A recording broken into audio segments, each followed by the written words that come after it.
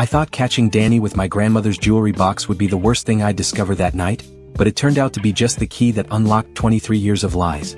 Let me start by saying Danny and I weren't just cousins, we were best friends. Growing up, our families lived 3 blocks apart, and we spent so much time together that strangers assumed we were brothers.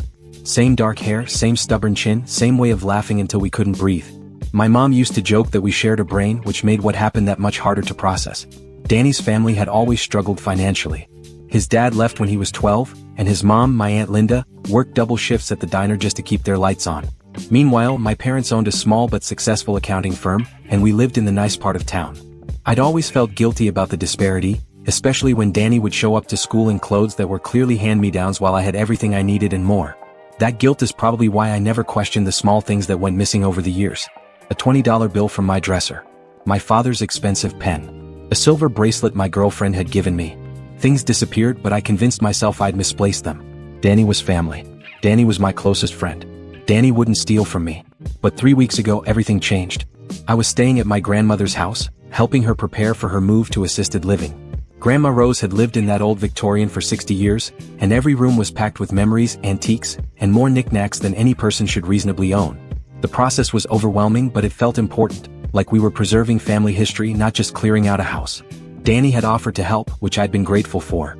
He'd been coming by most evenings after his shift at the auto shop, sorting through boxes, labeling items for donation. He seemed genuinely invested in preserving Grandma's legacy, often staying late to organize photo albums or carefully wrap her china. That Tuesday night, I'd gone to grab pizza for dinner and came back to find the house dark. Danny's car was still in the driveway, so I figured he was in the basement going through old furniture.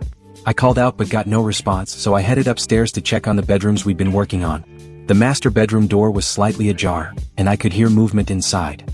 I pushed it open expecting to find Danny organizing the closet, but instead I found him kneeling beside Grandma's antique jewelry box, carefully wrapping something in tissue paper.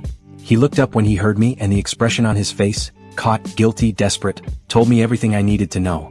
"It's not what it looks like," he said immediately, but his hands were shaking as he tried to shove whatever he'd taken back into the jewelry box. "Danny, what the hell are you doing?" He stood up slowly, and I could see him calculating, trying to figure out how to explain his way out of this. I was organizing. Some of these pieces are really valuable, and I thought." "You thought what? That you'd help yourself?" The tissue paper had fallen to the floor, revealing Grandma's pearl necklace. The one she'd worn to every important family event for as long as I could remember.